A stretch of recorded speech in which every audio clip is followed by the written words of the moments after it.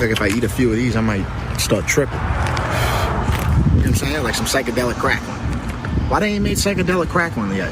Huh? You got that idea. Dude, they need to make psychedelic crack one. Eat a couple pieces of crack one, bro, you start tripping balls. You see what I'm saying? How did we not advance? Who got hit over the head with a bottle? How did we not advance to we advanced to psychedelic chocolates? How did we not advance to psychedelic crackling down here?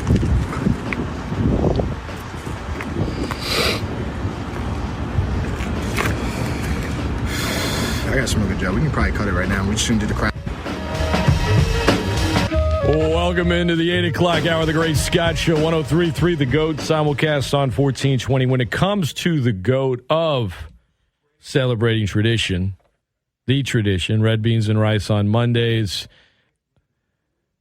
Devin Snow, a.k.a. Hold the Mayo, a.k.a. Snow Like John, a.k.a. Look at This, a.k.a. the red beans and rice guy. I'm sure he's heard it all. Devin, good morning, man. Welcome back to the show. What's good? Yo, Scott, what's up, bro? Everything's good, man. Nothing's bad yet today. So, do you sometimes, kind of have to remind yourself, wow, this thing really is taking off for me? I mean, I see you selling the merchandise. I know how much stuff you have to mail out, but, we've talked about, and I'm genuinely happy for you, how it started out, humble beginnings, a couple people watching, no one really. You have to kind of remind yourself, all right, I mean, I don't know if you used the phrase I've, quote, made it, but you're able to make a living, man. You're able to do, something that you put a lot of time into. Do you ever kind of look in the mirror and say, I've done it? Or you just have that drive of nah, man, I got a long way to go here? Yeah, no, I'll never say yet, I've done it. But I'm content, man. I'm at peace with what I created. And it's cool, man. I'd be lying to you to say I don't look at it and be like, man, that's pretty cool, man. That's kept me from having to clock in for three years, going on 3 years since I quit my job. So, yeah, I mean, I think about that, but still a long way to go. Nobody that's trying to do something great, I don't care what it is, what lane it's in. I mean, you know this. The craft is everything. So always looking to go back at the craft. Yeah, man, you got to evolve. I saw you tweet out last night as we shift gears now, thinking about, top 10 bald people. Yeah, dude, it's all in my mind, man. I'm not bald per se, but I started receding in high school. So I've just held on to a little bit on top for 20 plus years, which I'll take. But I've sort of been lumped into bald category here in Lafayette, unjustly, I might add. But at some point, I have a friend that used to come on the show with me. His name's Norman.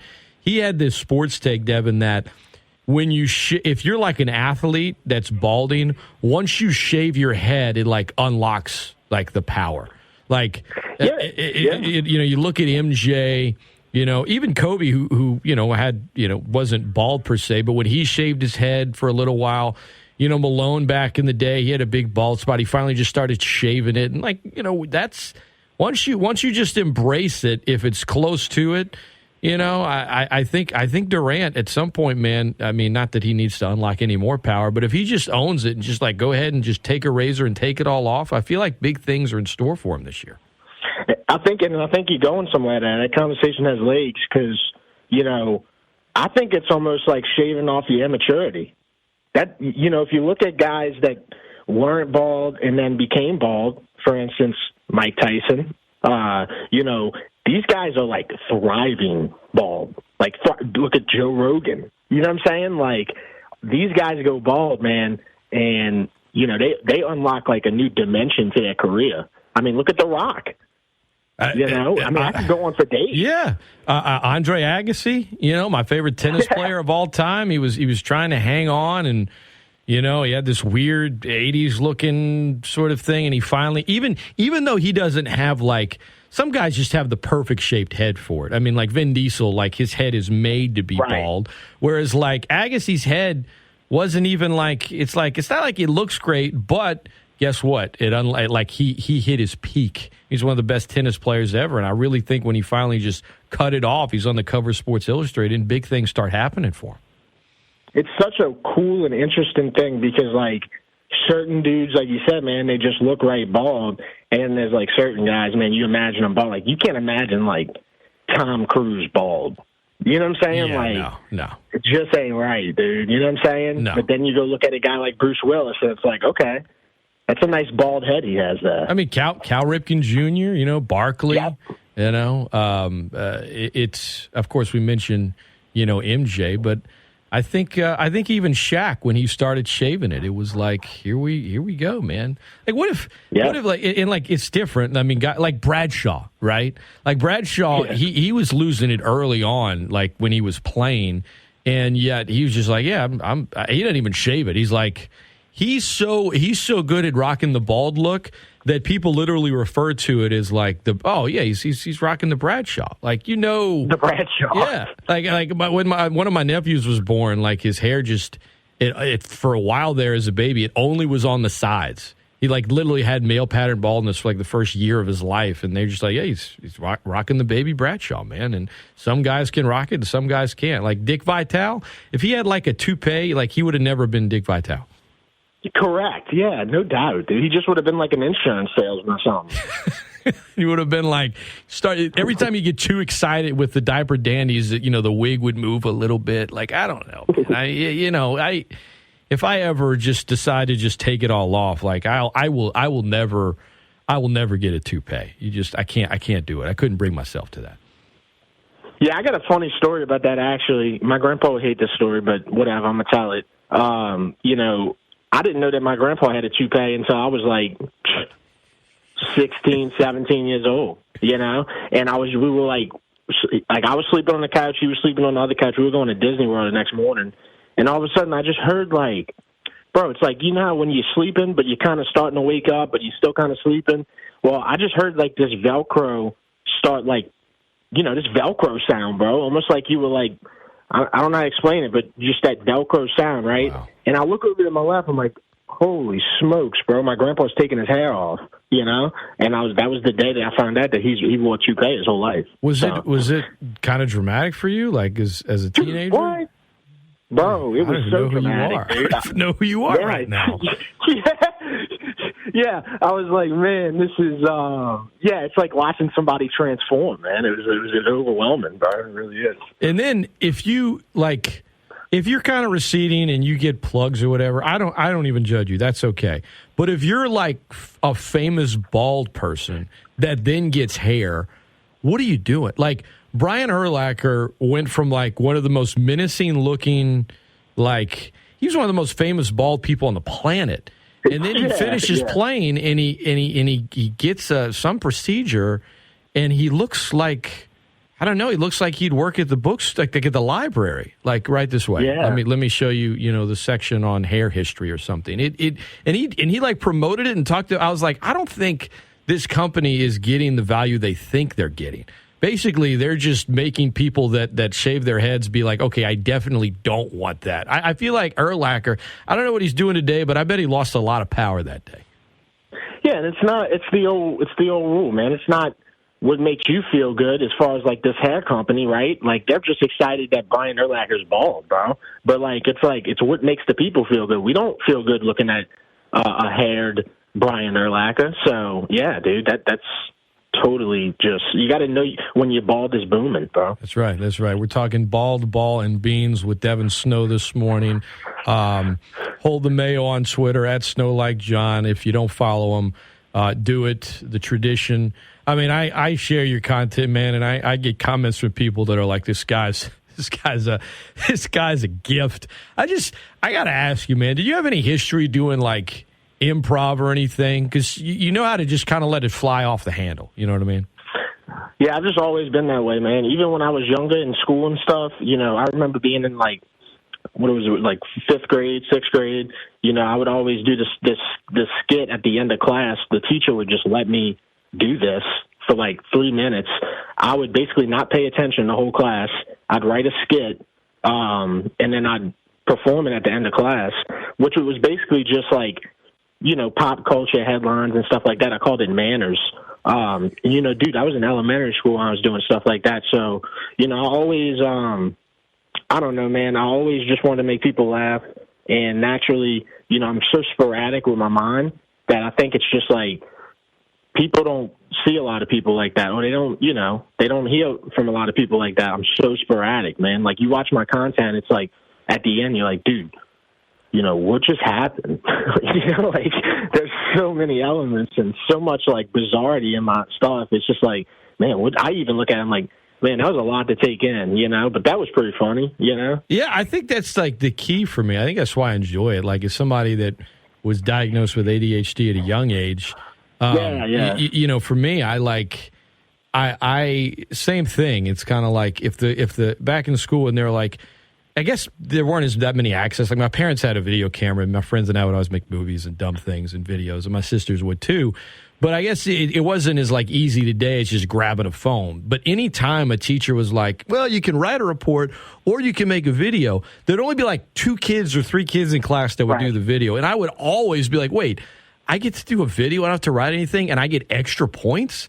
And then the video would just turn essentially into, okay, we're going to put on, there's some Shakespeare or Pit of Pendulum or something we read that we didn't really fully understand. But at the end of it, I got to have like a blooper reel or something. But yeah, something's got to be funny. Yeah, you got to make them laugh. You got to make them memorable. But for your videos, I think most of the content, my theory is most content you see like produced on Twitter or the internet or wherever you're taking it in is like, and I know your stuff's edited, but it's almost like it's crap. You expect a certain, how do I put this? You expect a certain like sort of not storyline. I can't even think of the word, but you're just not expecting it to be sporadic, like you said. You're not expect like they probably made a ton of edits. They cut stuff out. You're almost like expecting like a beginning, middle, and end to it. And at some point you're gonna look at this thing and eat the beans. I get it, but there's not really a pace to it, and I think that's why I like it. It's kind of like, what's on his mind? All right, let's roll with it. Yeah, I mean, as I've continued to do it, I just did 140 the other day. As I've kept continuing to do it, it's just turned more and more into, okay, what's the elements around the place? What's the people around the place? What do they like? I think that Louisiana is home of the most interesting characters in the world, bro. I will always say that. Everybody I run into is funny to me, So what can I put in there that kind of shows that? I love eating red beans, bro. I got posts on Facebook from 2009 and stuff talking about I'm eating red beans, and look, I've always loved that, but I really truly love putting on like a story, man. Like, that's my favorite thing to do in life. So maybe that's why, I don't know, that's why you enjoy wrestling too, right? It's just this. Yes, exactly. And it definitely correlates, bro. And that's why get on the mic. That's why I get mad. That's why I get mad about the state of wrestling, because, I'm not looking at how good these dudes wrestle. It's a whole other conversation, but, I'm not looking at how good these dudes wrestle. I'm looking at what is the storyline, how can they talk on the mic, are they entertaining? Because, we got to watch the greatest wrestling ever. So, I think about that every time I watch wrestling. I don't care the fact that that's long gone and stuff like that. You could still write a good storyline, and I just feel like they lack there big time, bro. Big time. I haven't I haven't watched in a couple years. My son's really into it, but he's still kind of young, so like we watch matches here and there. But 25 years ago today, Stone Cold won the World Rumble. Mike Tyson was like, ringside. He throws throws the rock out. The dramatics were like over the top. I mean, that's just good. It's good, wholesome entertainment, in my opinion. Yeah, and dude, at that time, man, Tyson was the biggest star on the planet. That, man, wrestling was so good then, man. They really intertwined the right people.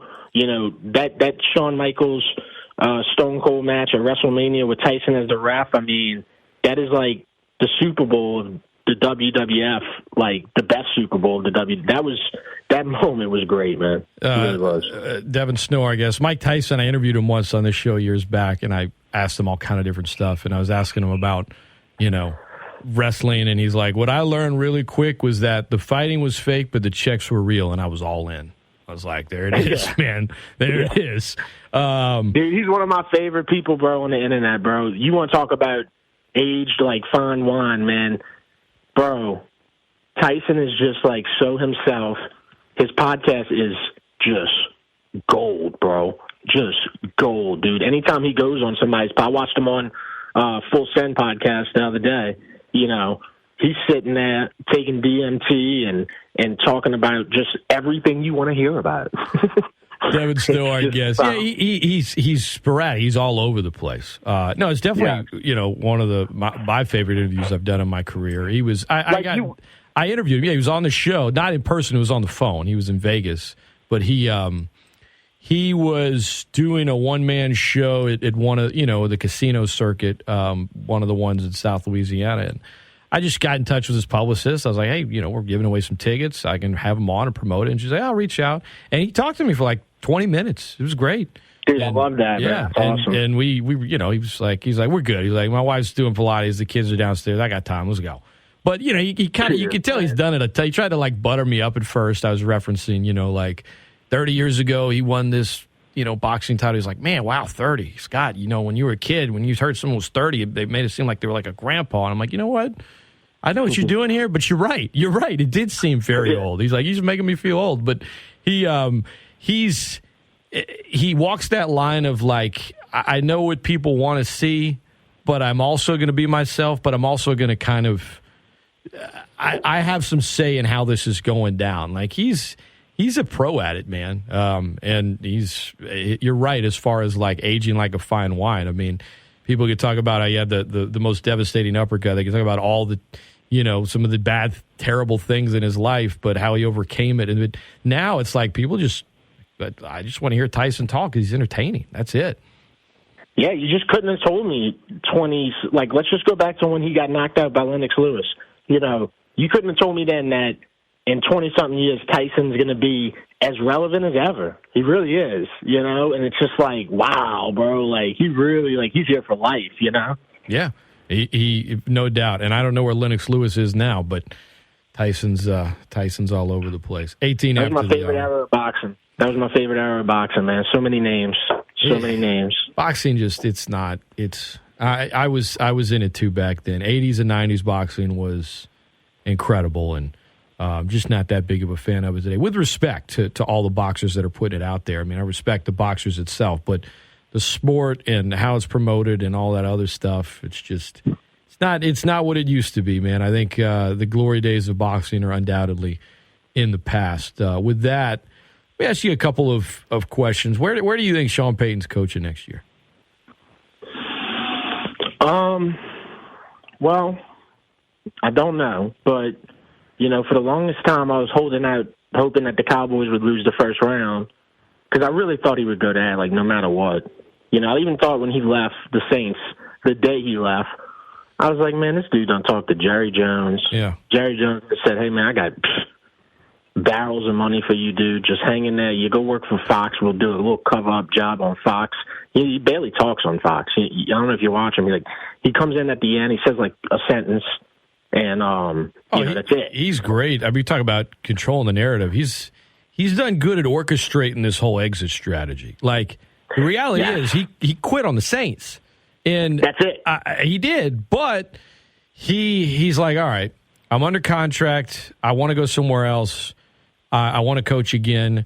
Let me tell everyone I'm going, not close the door on coaching, get paid to do TV, throw a big party for the local media. They're all going to write great things about me, not just because I threw them a party. That doesn't hurt. But because I won a lot here. And it's true. I mean, because he won, I mean, I think some Saints fans that weren't willing to admit he quit are now starting to acknowledge that, but also aren't mad at him about it. Whereas for a while, there was just denial from a lot of Saints fans. Like, oh, no, he didn't quit, or he might come back. It was like, no, he's never coming back. He's orchestrated this whole thing, and now he's going to, have probably a couple of offers, and the Saints will get a little something in return, and it'll lighten the blow a little bit. And as long as it's not in Carolina, a lot of Saints fans will probably still root for him, except when he's playing the Saints. So he's done his exit strategy. Like, I think McVay, even though he's going back to LA next year, I think he's just going to eventually follow that same playbook. The difference is, the Saints have a large and vibrant fan base, and the Rams have 3 or 4 fans in general. So maybe McVay doesn't have to go through all that trouble. But I think he's going to do the exact same thing as Sean Payton's doing right now, just like 1 year from now. Yeah, no, I could see it. All he's got to do is have a little better of a season than he did this past year, which was tragic for the Rams. But yeah, dude. I knew when Sean Payton gave everybody cookies that day what was really going on, and that don't mean that I don't love Sean Payton. I love Sean Payton, but I got to call it how I saw it from day one, dude. Like, I knew that this dude wasn't going to sit in his honey hole for 5 years. It wasn't going to be anything like that, bro. It was going to literally be a year, and he's about to get super paid. The only thing I don't like is the control he has over what we get for him. It's too much, man. It's too much in my opinion. I just think that we're not going to – it's going to be it's just not going to be a great deal, dude, because of the way he's kind of handling it, bro. I really think that. And there's this false narrative that, well, you got to do it now because you won't get anything next year. They'll still have the rights to him next year. Like – to your point, you can still negotiate from a place of power if you're the Saints. You also don't want to negotiate yourself out of something, but you can't go into this with just. It's almost like Sean's setting it up with maybe a mid to late first rounder. That's all he's saying. That. He's not saying anything else. But because you say first, people are like, oh, okay. It's like. You can do better than that. Like, you need to do better than that. If it's like the 3rd overall pick, okay, maybe I will talk. But if it's just mid to late, you can do better than that. And it's almost like Sean's already kind of setting up terms publicly. Like, he was terrible. Not terrible. He wasn't great at media relations when he started. Granted, he was better than Dennis Allen ever has been or ever will be. But as Sean got older, he really... Like, I got stories, Devin, where, this dude, literally, some friends of mine in the media, he would get their cell number and call them and, chew them out sometimes. Early in his career about things they had written. Think about how ridiculous that is. Or he'd be like, well, who said this or who wrote this? And part of it, was referenced when he threw that party for the local media. He's like, I'm sorry for...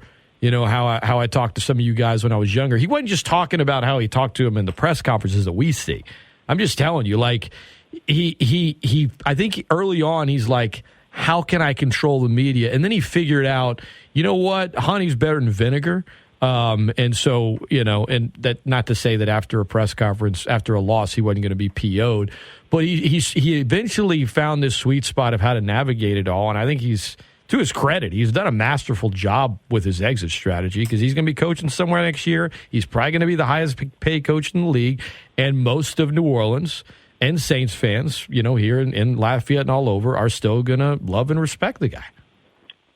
My thing is, man, for me, going back, I'm just using the example here, a number 3 pick. Okay, even swap. Let's just get the deal done, right? I don't like the idea of, it's the number 3 pick.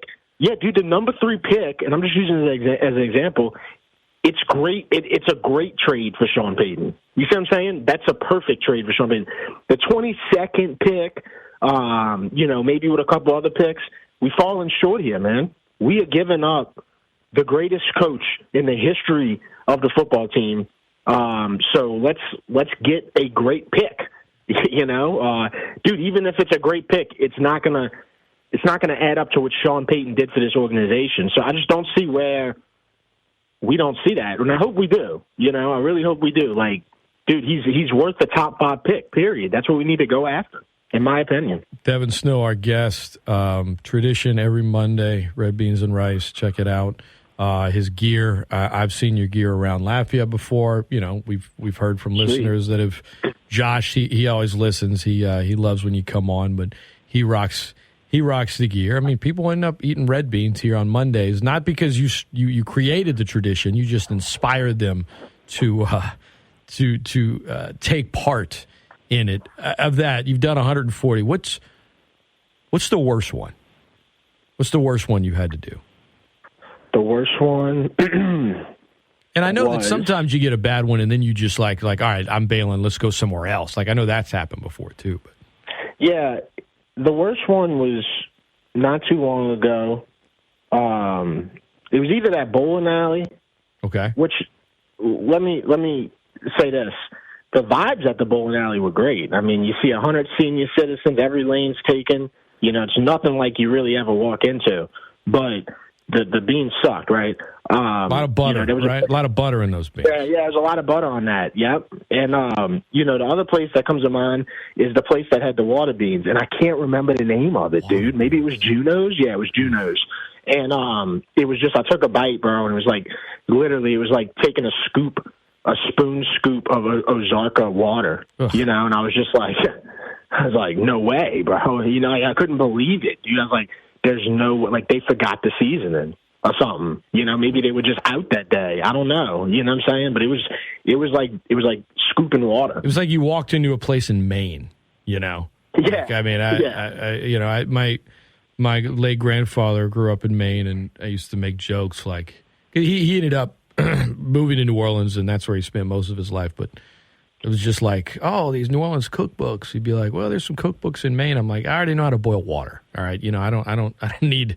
If you want to talk about how to cook a lobster, I'll listen. But I'm good. I'm good just with these nice, spiced up Louisiana recipes. That's fine with me. I don't need all of that. But bowling alley vibes. To your point, man, you walk in to a bowling alley and a weekday in the morning. That was I was even taken back watching it. It was crazy. Hacked, and everybody had the bowling like wrist brace on. Oh yeah, so that's when you knew.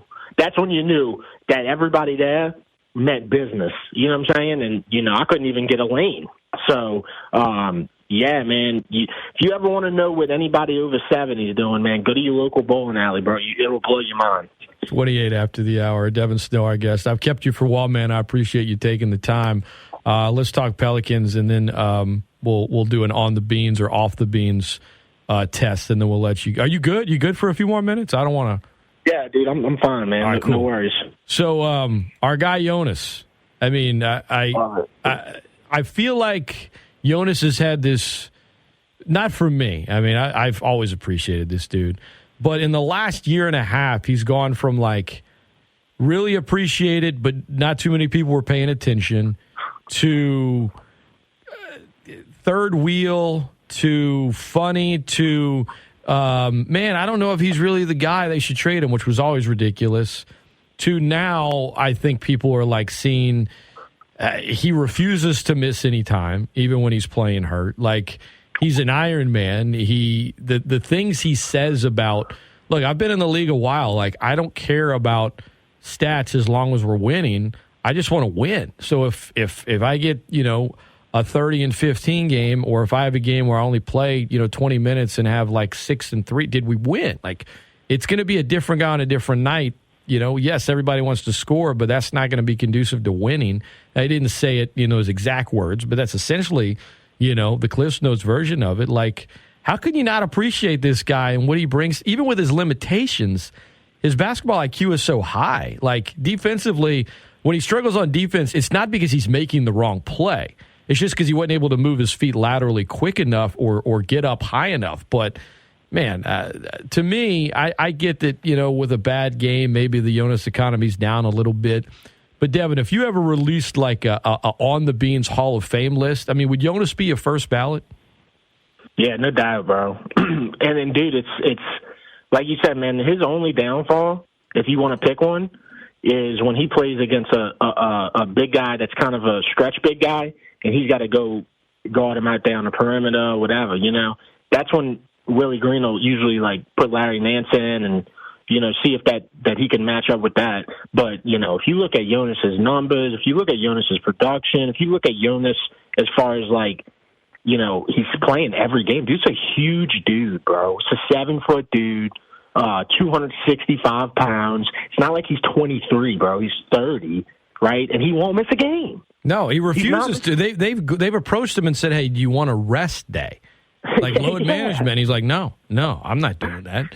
I dig it, man. And part of it, like, I have a theory that I have no expertise on or whatever, but if you have too many muscles, like, the likelihood that you're going to get hurt is higher. You know, like Jonas not being the most athletic guy, I think, not to say that he doesn't get hurt. I think he plays through injuries, but like, he doesn't have as many like pulls or like, you know, slight strain or tear. Like for the Saints, Teron Armstead, like, he would play hurt a lot. He would get hurt a lot. I mean, he just had so many muscles for an O-lineman. And then you had other guys that are just these big, beefy O-linemen that, you know, just put on the weight. They don't get hurt as much, but they have no muscle definition. I'm like, there's such a thing as maybe having too many muscles sometimes. And I think for Jonas, it's like, I just think it's like, if he was more athletic, I feel like he would miss some games, not because he would want to, but just because he would get hurt a little bit more. It's that European style that he plays with that's very, I don't want to say safe, but it's like, man, his form kind of keeps him healthy in a way, you know? He's not, you know, just kind of, I don't want to compare him to Zion, but it's like, if you're talking about, hey, staying healthy and not staying healthy, you know, obviously Jonas has a better method for being such a big guy. He's a professional, bro. I mean, he's been in the league forever. He knows how to probably take care of his body on the court. You know, what's going to limit him, what's not going to limit him. But, I mean, bro, you look at the last 8 games, bro, Jonas is averaging 20 points, 12 rebounds. Like, you know, what more could you ask for from a guy that's supposed to be, your 5th best player on the team? I think I would always put him as 4, but, yeah, some people put him as 5 or 6. I feel like at least during this recent stretch, he's starting to get some appreciation from some folks that were not that high on him. And he's also a guy that, like, everywhere he's gone, his teammates have loved him, but he's in Toronto. They trade him, and then they immediately win the title. Not to say that he wasn't part of it or he was the reason, but he gets traded for Gasol. Then he goes to Memphis, and then they trade him for Steven Adams, and then suddenly Memphis is up and running. This was last year, and, you know, the Pelicans are like 1-12. And that guy never carried any sort of – he never appeared to carry the weight of that. Like, always positive, always like kind of just, you know, they describe him as a gentle giant off the floor, but like kind of keeping things loose, but saying and doing the right things. Like, it's how many veterans, not every veteran in the league is like not going to have sort of bitter feelings toward, man, I keep getting traded and then, you know, good things happen in the place that I leave, and I don't want to be here with a young team, and, you know, this team's never won anything. Like, he fully was like, I'm good. Like, yeah, guys are hurt, but let's go. So, like, for him, you know, I hope he gets to experience a championship one day. Obviously, I hope we as Pelican fans do, but I hope that dude personally gets to do it too, because seems like whenever he gets close somewhere, certainly in Toronto and, you know, New Orleans and Memphis, I think they're on a similar trajectory. Memphis is maybe 1 year ahead, but he deserves a ring from somewhere, man.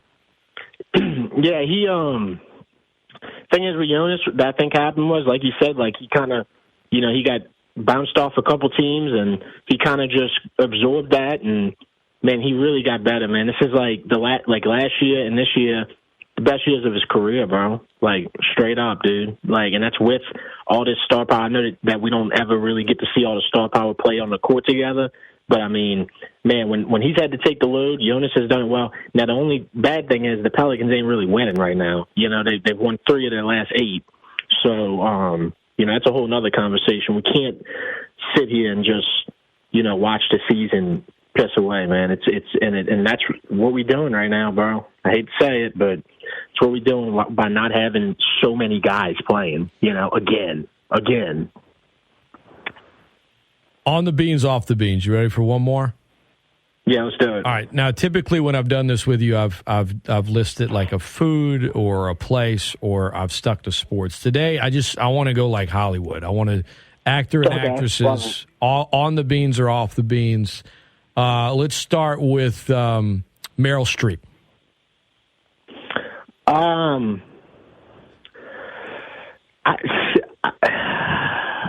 Off the beans. I got to, man.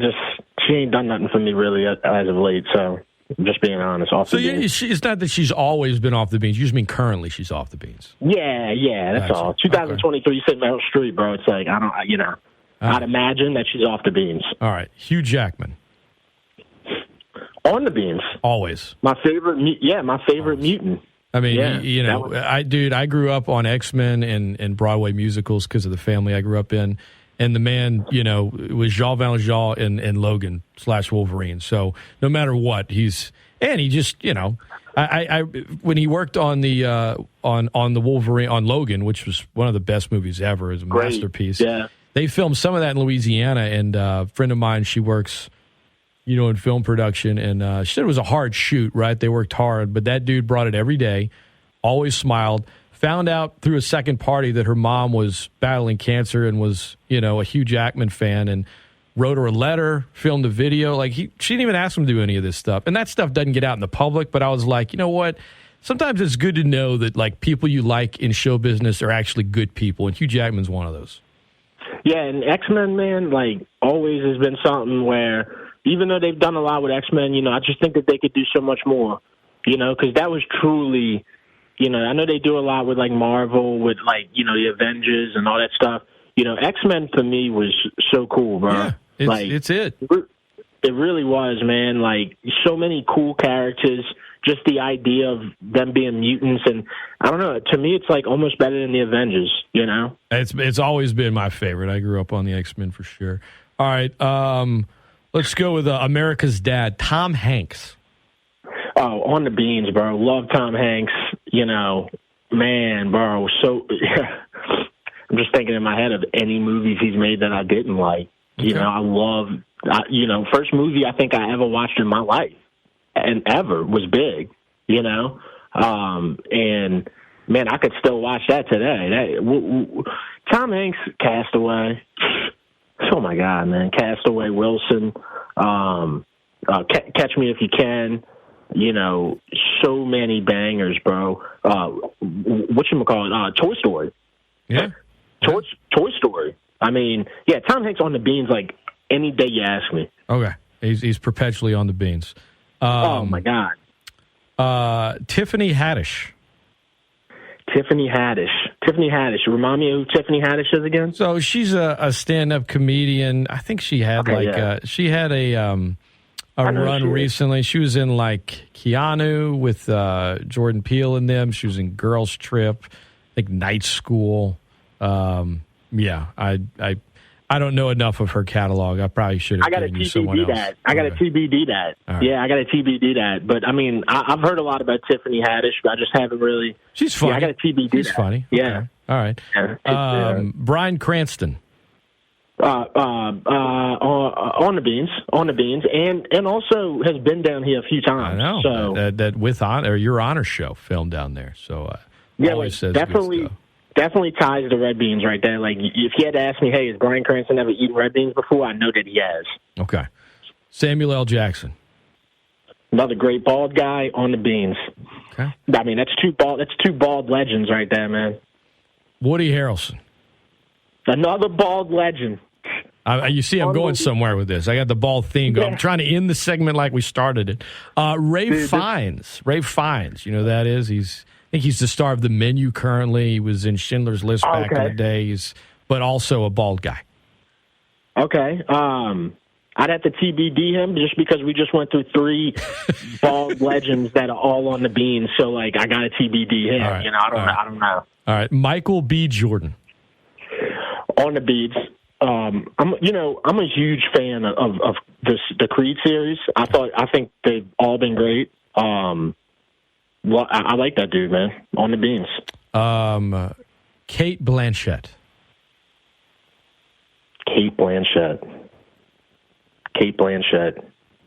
She has been in, I don't know, like 100 things over the years. She was in The Aviator. She's in the Lord of the Rings movies back in the day. Yeah, she's Nightmare Alley, that one came out. Ocean's 8, the one that they did with the women. I think she was in Thor Ragnarok. Just all kind of stuff.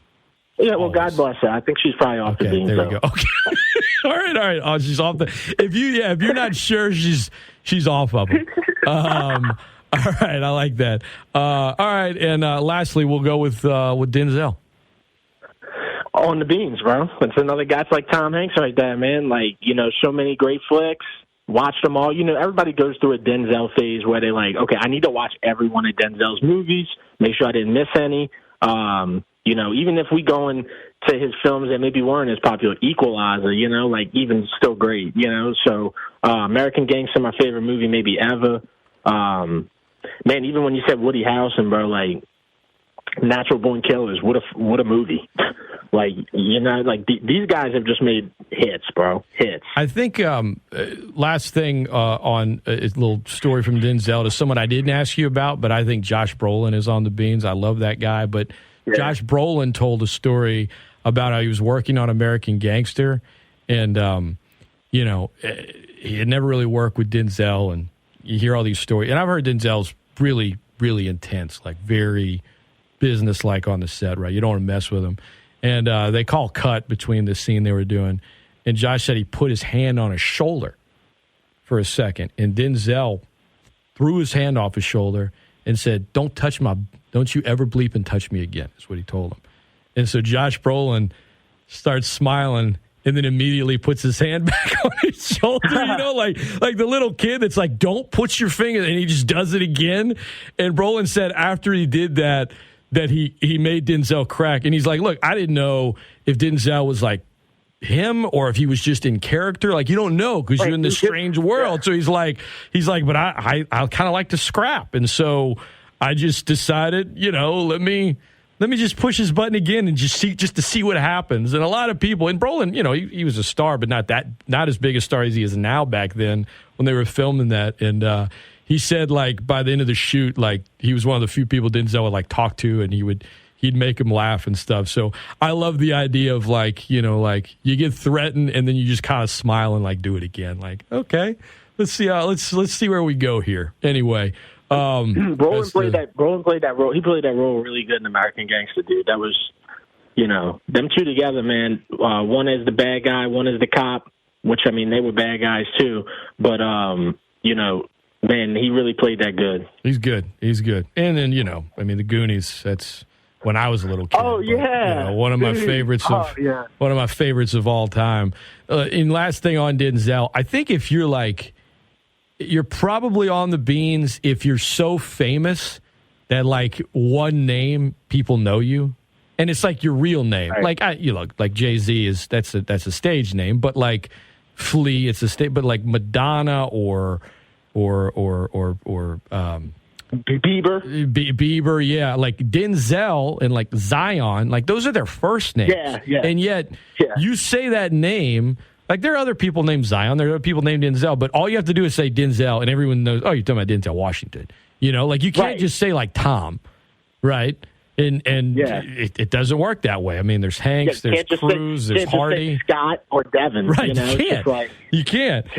You can't. You could say hold the mayo though, and I think people would know. But yeah, bro. Beck, there's another one. I don't know if that's just as, you know, Bono. You get when you got the famous one name, it's hard to. You have to really screw up to not be on the beans, I guess is what I'm saying.